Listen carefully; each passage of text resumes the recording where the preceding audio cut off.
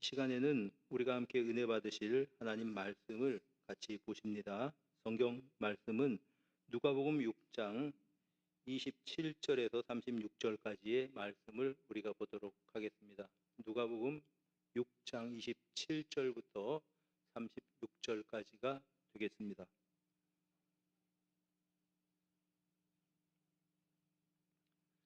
찾으셨으면 우리가 한 절씩 교독하겠습니다. 그러나 너희 듣는 자에게 내가 이르노니 너희 원수를 사랑하며 너희를 미워하는 자를 선대하며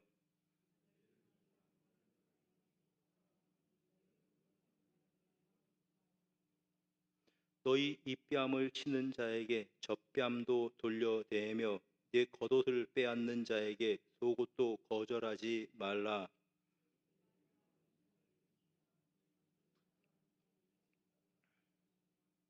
남에게 대접을 받고자 하는 대로 너희도 남을 대접하라.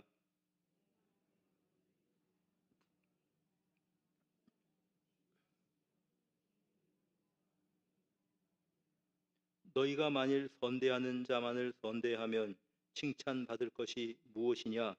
죄인들도 이렇게 하느니라.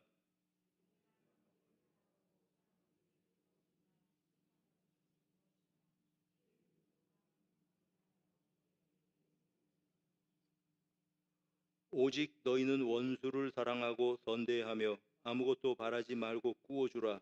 그리하면 너희 상이 클 것이요 또 지극히 높으신 이의 아들이 되리니 그는 은혜를 모르는 자와 악한 자에게도 인자하심이라. 너희 아버지의 자비하심과 같이 너희도 자비로운 자가 되라. 아멘.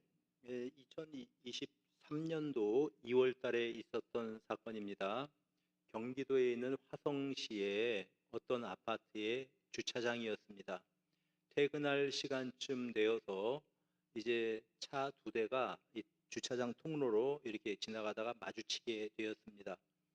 그러니까 이제 그 두 사람이 딱 같이 차를 세우고 다 같이 차에 내려서 똑같은 주장을 하는 겁니다. 내가 먼저 진입했다. 당신이 차를 빼라. 또 이쪽에서는 아니 내가 먼저 들어왔는데 무슨 말이냐. 당신이 후진해야지. 이제 후진을 할 수도 있고 차를 약간 비키면 교행을 할 수도 있는 그런 정도였다고 해요. 근데 어쨌든 그 중간에 차 두 대를 딱 세우고 내가 먼저 들어왔으니까 당신이 차 빼라는 겁니다. 이래서 버티기를 시작한 겁니다. 기싸움을 시작하는데 몇십 분이 지나갔습니다. 한 40분 정도 지났대요. 뭐가 문제인 거 아니? 퇴근 시간이었습니다. 이 퇴근해서 주차장으로 들어가려는 차들이 뒤에도 쭉 늘어서 있고 저 차 뒤에도 차들이 늘어서 있고 이제 이런 상황이 되고 말았습니다. 뒤에서는 막 야단이었겠죠. 차를 빼라 그러고 그러다가 이제 어떤 사람이 견디다 못해서 경찰에 신고를 했습니다. 그래서 경찰이 출동하고서야 어떻게 정리가 되었다고 합니다. 그런데 그 사건이 누가 제보를 해서 막 뉴스에 막 뜨고 그랬어요.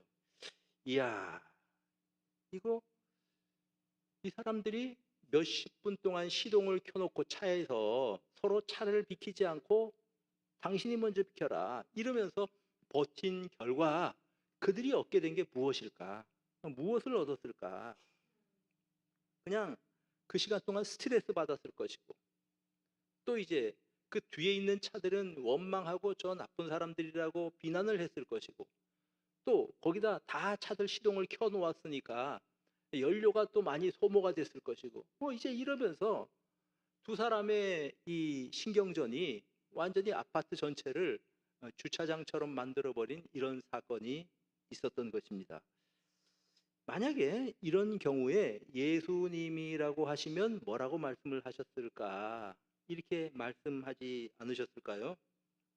너희가 먼저 후진 기어를 먼저 놓고 조금 비켜주면 된다고 하니까 그 상황에 후진 기어를 넣어서 비켜줘서 차들이 소통할 수 있도록 해줘라 그렇게 말씀을 하셨을 것만 같습니다. 참으로 안타까운 일이고 어리석은 일이지요. 여러분 혹시 이런 어리석은 일들을 우리 인생 가운데 하고 있지나 않은지 모르겠습니다. 내가 차를 대고 당신이 빼시오 이러면서 이제 버티고 있지나 않은지 모르겠습니다. 예수님은 우리에게 이렇게 가르쳐 주셨습니다. 27절에 보니까 내 원수를 사랑하고 또한 이제 너희를 미워하는 자를 선대하라. 원수를 사랑하라. 이것은 힘이 없어서 저주라는 이야기가 아닙니다. 내 원수를 사랑하라. 미워하는 자를 선대하라. 이게 주님의 가르침입니다. 첫째로 이 가르침은요, 여기 자연인에게 주시는 말씀이 아닙니다. 자연인이라 함은 예수 믿지 않는 사람들, 거듭나지 않은 사람들에게는 원수를 미워하는 것이 자연인의 본성에 더 가깝습니다. 근데 예수님은 거꾸로 원수를 사랑하라 이렇게 말씀을 하신 것입니다. 그리스도인들에게 하신 말씀인데요, 그리스도인들은 옛사람이 죽은 사람입니다. 갈라디아서 2장 20절에서 고백한 것처럼 내가 그리스도와 함께 십자가에 못 박혔다라고 선포하는 사람입니다. 이제 내가 살아가는 것은 나를 사랑하사 그 아들을 믿는, 하나님의 아들을 믿는 믿음으로 살아간다고 고백하는 그리스도인들, 새로운 피조물이 된 새로운 성품을 가진 그리스도인들에게 하시는 말씀입니다. 안 믿는 사람들, 자연인들은 원수를 미워한다. 그게 그들의 본성이다. 그러나 너희는 원수를 사랑하라고 말씀하시는 것입니다. 이 당시 예수님 주변에 모여서 이 말씀을 듣던 사람들은 좁게 보면 예수님의 12제자 또는 예수님을 따르고 싶어서 예수님을 따라다니던 수많은 제자들이었습니다. 예수 믿는 사람들이란 말이죠, 오늘날. 그러니 이 말씀은 그 당시에 말씀을 듣던 모든 사람들에게 하신 말씀입니다. 특별히 원수를 사랑하라고 하는 것은 이거는 특등 신자, 목사님이나 아니면 장로님급 되는 사람들에게만 하신 말씀이 아니고 모든 신자들은, 모든 그리스도인들은, 내가 그리스도인이라고 한다면 원수를 사랑해야 된다라고 말씀을 하고 계시는 그러한 말씀입니다. 어떤 서기관이 예수님께 질문했죠. 선생님, 어떤 계명이 큰 계명입니까? 이때 예수님께서 두 가지로 답변을 하셨습니다. 하나는 너희 전인격을 다해서 주 너희 하나님을 사랑하라. 하나님 사랑하라는 게 첫 번째고요. 두 번째가 뭐냐 하면 또 내 이웃을 내 몸같이 너 자신처럼 사랑하라 하는 두 가지 계명이었습니다. 그런데 오늘 본문에 보니까 거기에 하나 덧붙여서 사랑하되, 내 이웃을 사랑하되 원수까지 사랑하라. 이것이 우리 주님의 가르침이십니다.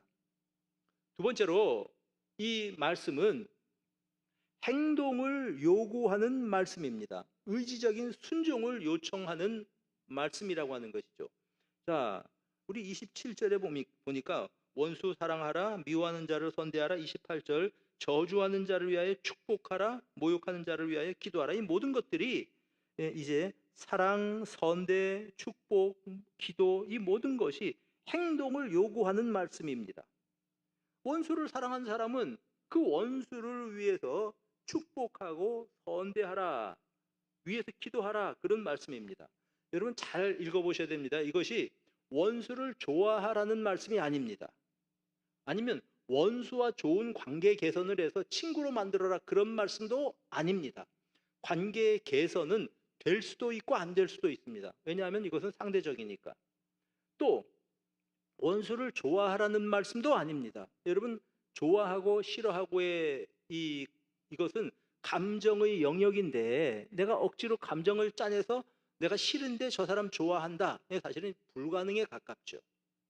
그래서 마틴 루터 킹 목사님 유명한 말 하지 않았습니까? 주께서 원수를 좋아하라고 하지 않으신 데 대해서 나는 참 감사한다. 여러분, 싫어하는 사람이지만 그 사람에게 선의를 행할 수는 있습니다. 다시 말하면 그 사람에 대해서 기도해 줄 수 있고 그 사람을 위해서 축복해 줄 수 있다고 하는 말씀입니다. 바로 주님의 요구는 이렇게 행동을 요청하는 것입니다. 의지적인 행동을 요구하시는 그러한 말씀입니다. 여러분, 이 말씀은 예수님께서 어느 날 갑자기 이 말씀을 선포하신 것이 아니고 구약에부터 꾸준히 나오는 말씀입니다. 구약 출애굽기나 레위기나 잠언에 보면 항상 원수를 이제 사랑하고 선대하라는 표현이 있는데요. 특별히 원수의 낙이나 소가 길을 잃고 헤매면 찾아다 원수에게 돌려주라고 말했습니다. 사적인 보복을 금지하는 말씀이 구약부터 있었다는 말씀입니다. 여러분, 요즘은 증오 범죄가 막 곳곳에서 이제 일어납니다. 애인이 변심을 했대요. 그래서 그 애인을 죽였답니다. 이런 사건들이 일어나요, 세상에. 네? 변심한 애인을 죽였다. 그게 사랑이 아니고 그거는 애착이겠죠.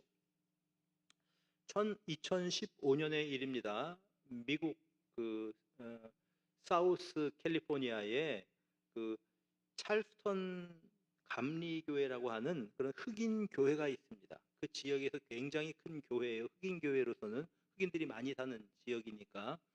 이제 그때 2015년에 어떤 백인 청년이 총을 들고 들어가서 막 무차별 난사를 해서 9명이 숨진 일이 있었습니다. 그 백인 청년은 흑인들은 다 죽여야 된다고 생각하고 인종에 대해서 그 어떤 흑인과의 어떤 인종에 대해서 전쟁을 선포한 거죠. 그래서 그렇게 했대요. 그러니까 9명이 죽었습니다. 참 슬픈 일이죠. 미국 전체가 떠들썩했습니다. 근데 놀라운 거는 피해자가 9명인데 이 죽은 사람 9명의 가족들이 그 백인 청년을 용서한다 이렇게 이야기를 했다는 겁니다. 원래 그 주의 법에 의하면 이제 피해자와 가해자가 만나게 되어 있대요. 재판을 하기 전에 이때 피해자 가족 중에 하나인 이제 네이단 콜리어라고 하는 여성이 이렇게 얘기를 했습니다. 그 가해자에게 그 백인 청년이요. 당신은 나에게 가장 소중한 것을 앗아갔습니다. 엄마와 다시는 이야기를 나눌 수도 없고 또한 엄마를 다시 안을 수도 없지만 당신을 용서합니다. 당신의 영혼에 자비가 깃들기를 빕니다. 당신은 나를 아프게 했습니다. 많은 사람을 아프게 했습니다. 그러나 저는 당신을 용서합니다. 이게 이 여성의 말이었어요. 그리고 이제 이 장례식장에 이례적으로 미국 대통령, 그때 대통령이 오바마였는데 오바마 대통령이 참석을 했었습니다. 근데 이제 이 장례식에 그 자리를 이제 그 대통령 오셨으니까 한 말씀 하시라고 자리를 내어줬잖아요. 그래서 이제 오바마 대통령이 거기에 서게 되어 있었는데 그 자리에서 오랜 미국의 문제인 흑백 갈등에 대해서 언급은 한마디도 안 했습니다. 그 대신에 오바마가 은혜라는 말을 반복해서 이야기를 했습니다.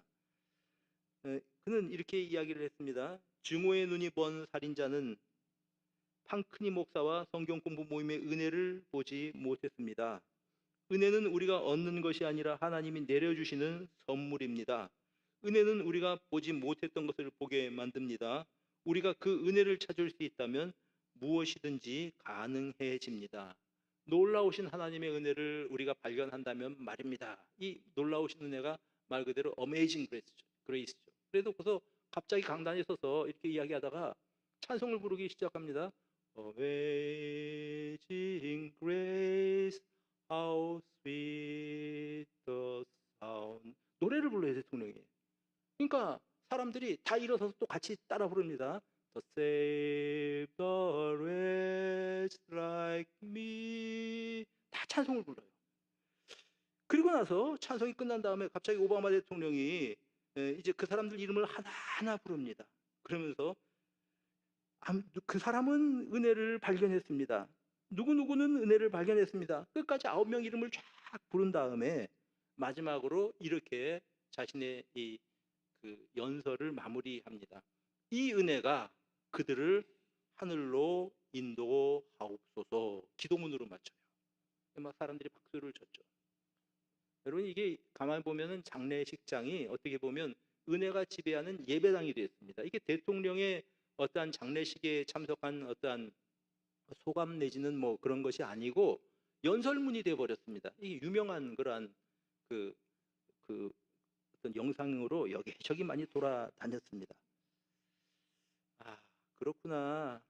이거는 참 이제 은혜라고 하는 것이 은혜가 미움을 이기는 거구나. 우리는 깨닫게 됩니다. 이 말씀은 우리들을 위한 말씀입니다. 자, 원수를 사랑하라고 하는 것은 저 원수를 위해서 하신 말씀이 아니고 1차적으로는 나를 위해서 하신 말씀이다 라는 것을 아셔야 합니다. 여러분, 원수에게 고통을 주려면, 원수를 갚으려면은 내가 얼마나 더 큰 고통을 당해야 되는지 우리는 잘 알고 있지 않습니까? 10배, 1000배 고통을 겪으면서 밤에 잠을 자지 못하고 저 얄미운 거 그러면서 막 독을 뿜어내고 다른 사람들에게 그것을 참지 못하고 저 사람 나쁜 사람이야 막 이렇게 이야기를 하고 저주를 하고 이렇게 살아가고 있는 것이 우리 인간입니다. 그러면 그것이 사실은 나를 해친다고 하는 말입니다. 미워하는 마음으로 살아가면 내가 괴롭다고 하는 말입니다. 우리 주님께서 원수를 사랑하라고 하는 말은 나는 네가 원수를 미워하며 잠자리에 들지 못하고 막 그냥 너희 마음속의 평안을 잃어버리고 살고 사는 것을 원하지 않는다, 그러한 말씀입니다. 여러분, 남들 미워하면 어떤 일이 생깁니까?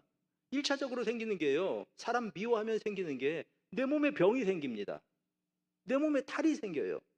그리고 주님께서는 네가 그렇게 되지 않기를 나는 원한다는 말씀이 바로 원수 사랑하라는 말씀입니다. 사랑하는 여러분, 미움 때문에 시간과 에너지를 소모하고 또한 미움 때문에 이제 내 평안을 잃어버리고 산다면 얼마나 내게 소원해가 되는 일입니까? 우리 주님께서는 말씀하시는 것입니다. 네가 이렇게 인생을 소모하지 않기를 원한다. 나는 네가 행복하게 사랑하면서 살기를 원한다는 것이 하나님의 메시지입니다. 사랑하는 여러분, 사랑하면서 살기에도 짧은 것이 인생입니다. 앞으로 얼마나 살지 우리는 모릅니다. 그러니까 그 짧은 시간 동안 미워하면서 살지 말고 사랑하면서 살았으면 좋겠다. 나는 네가 그렇게 살기를 원한다라고 하는 것이 우리를 사랑하시는 주님의 말씀입니다.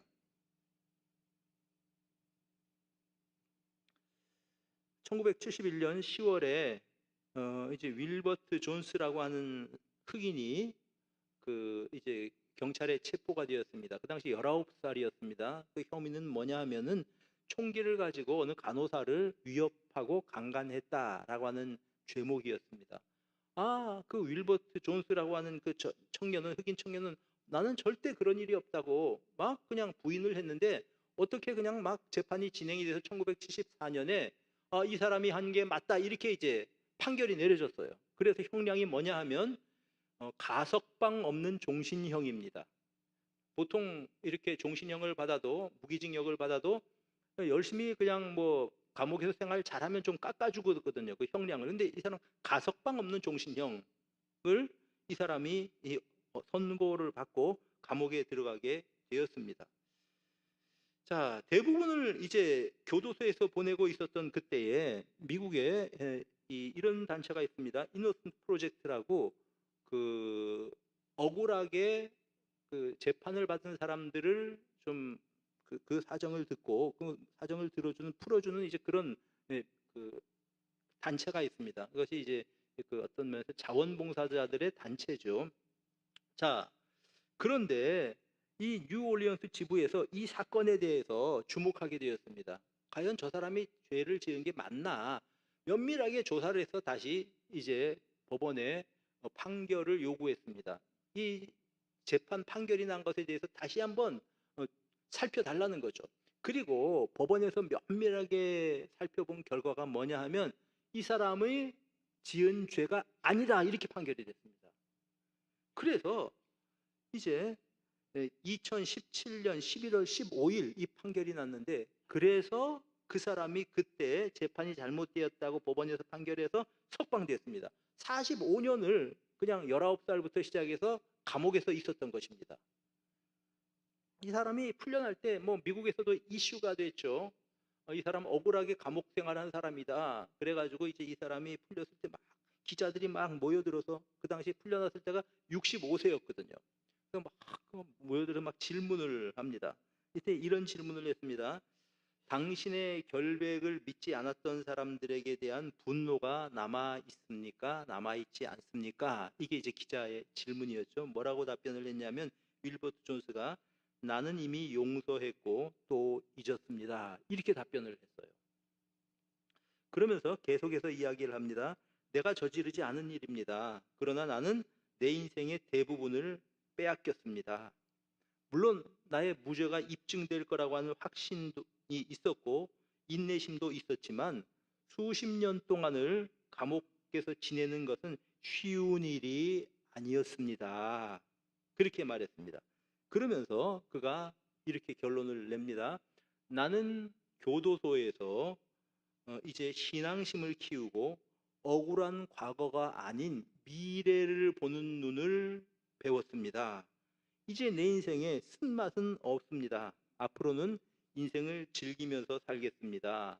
나를 억울한 교도소에서 감옥 생활에서 끄집어내준 우리 재판관님들, 또 이제 변호사들에게 감사드리고 무엇보다 하나님께 감사합니다. 그렇게 이야기를 했습니다. 그러면서 덧붙여서 한 말이, 나는 내가 좋아하는 감자 샐러드를 가지고 가족들하고 같이 식사 시간을 즐기게 됐습니다. 나는 이것이 너무 행복합니다. 이렇게 인터뷰를 했어요. 그러니까 참 억울한 거죠. 19살부터 시작해서 65세까지 감옥에 들어 앉아 있었으면 얼마나 억울합니까? 근데 그 사람의 말은 뭐냐 하면은, 이제 나는 인생을 이제 낭비하는 대신에 미래를 바라보는 방법을 배웠다. 이렇게 이야기를 하는 거죠. 여러분, 그리스도인들은 미움에 사로잡혀서 인생을 낭비하는 사람들이 아니고 미래를 바라볼 줄 아는 지혜를 배운 사람들입니다. 내 원수를 사랑하라고 하는 이 말씀은 우리 주님께서 네가 이렇게 가치 있는 인생을 살기를 원한다라고 말씀하신 것과 마찬가지입니다. 네 번째로, 이 말씀은 예수님께서 본을 보여주신 말씀입니다.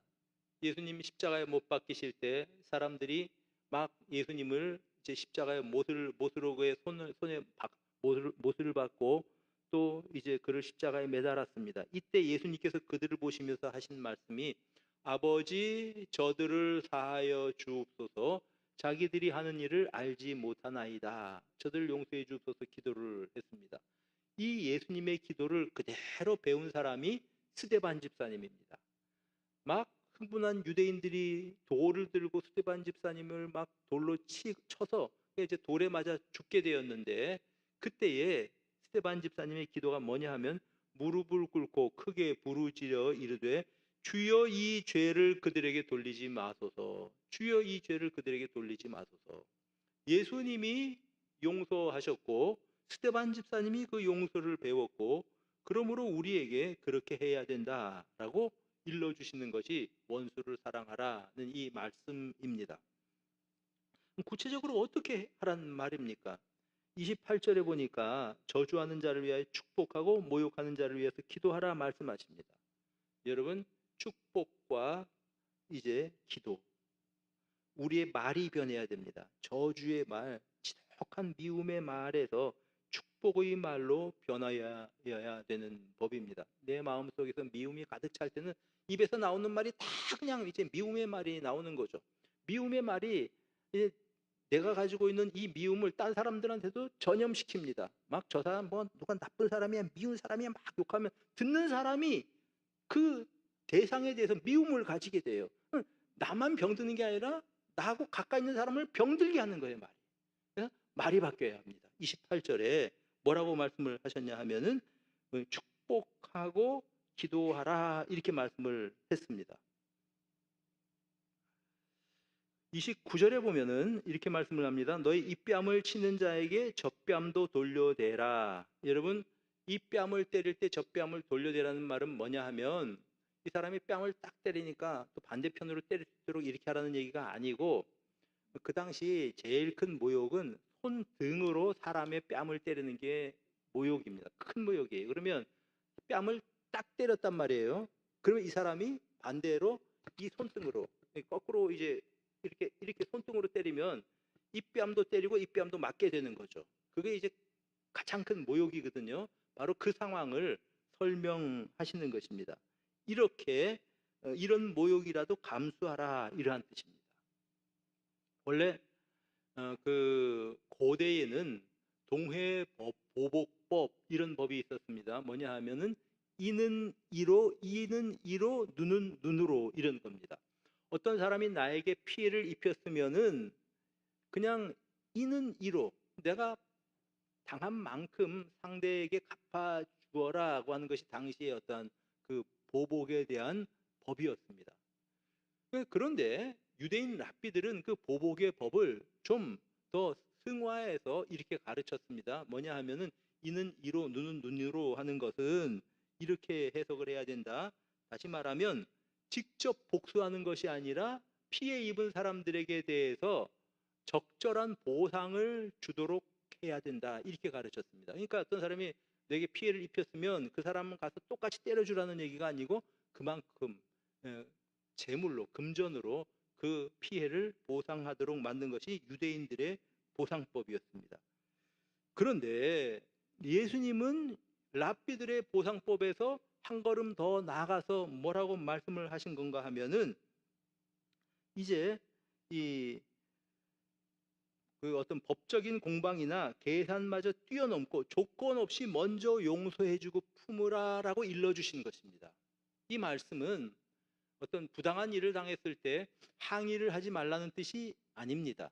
예수님도 십자가에 못 박히시기 전에 성전 경비대원들이 예수님을 막 때렸거든요. 이때 너희들이 이제 내가 바른 말을 했는데 너희가 어찌하여 나를 치느냐라고 항의를 하셨고, 바울 사도도 사도행전 16장에 보면은 빌립보 감옥에서 매를 맞고 그가 나중에 그들에게 나는 로마 시민인데 너희가 재판도 없이 나를 때렸냐 그러면서 그들의 불법을 이제 항의함으로 풀려난 적이 있습니다.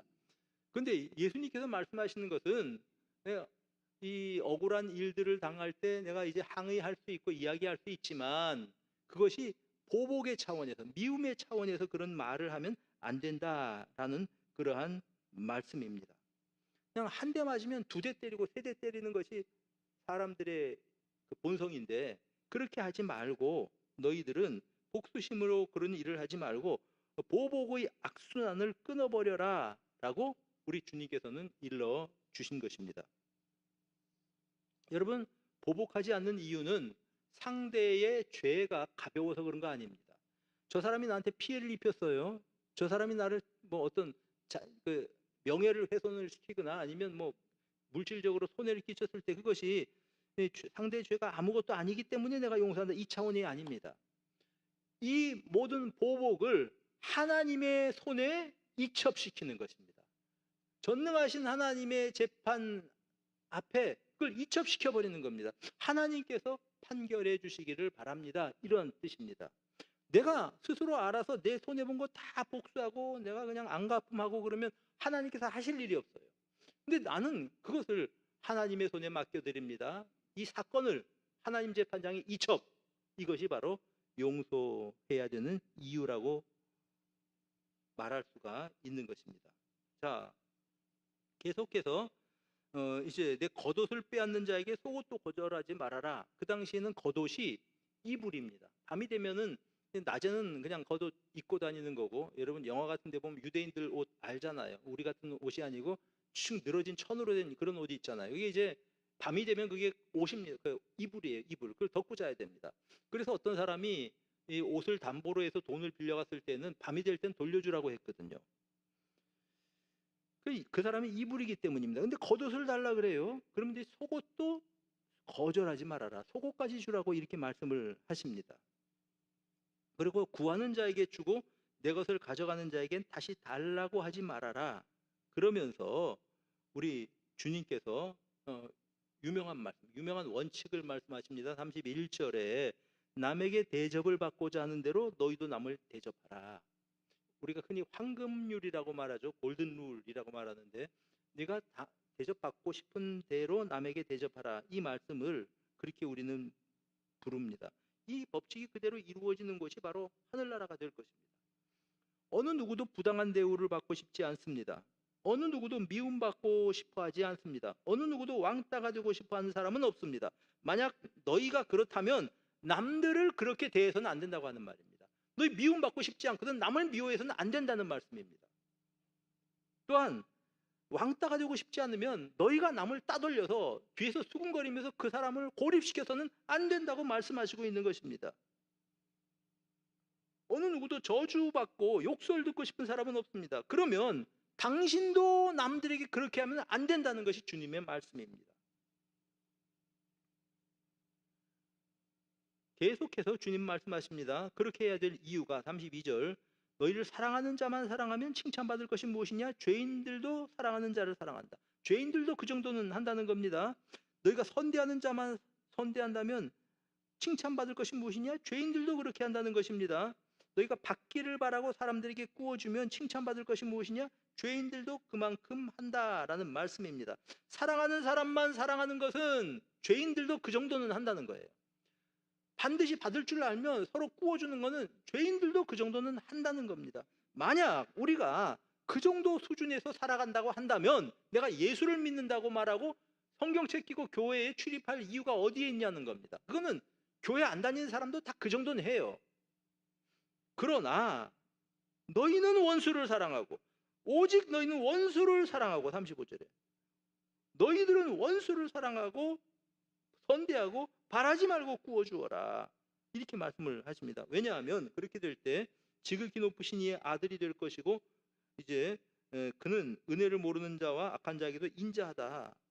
여러분 이게 뭐냐 하면 이렇게 원수를 사랑해야 하나님의 자녀가 된다는 뜻은 아니지만 하나님의 자녀라고 할 때는 적어도 자연스럽게 그렇게 살 수밖에 없다라고 우리에게 일러주시는 것입니다.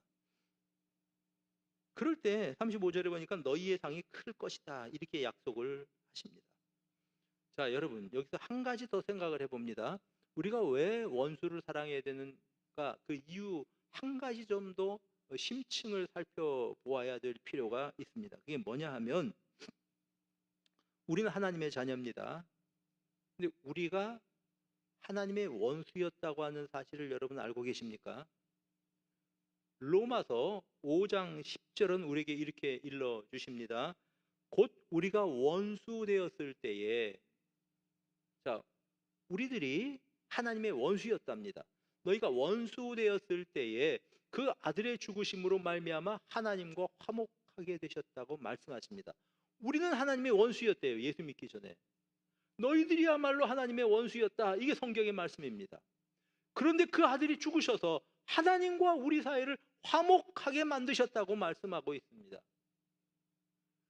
그렇다면 우리가 원수인데 용서하셔서 우리를 하나님의 자녀로 삼아주셨다면 우리들은 어떻게 행동을 해야 되냐는 말씀입니다.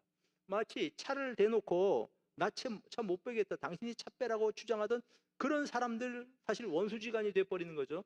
그렇게 하나님께 대해서 대적하던 사람들이 바로 우리들이다 라고 성경은 말씀하고 있는 것입니다.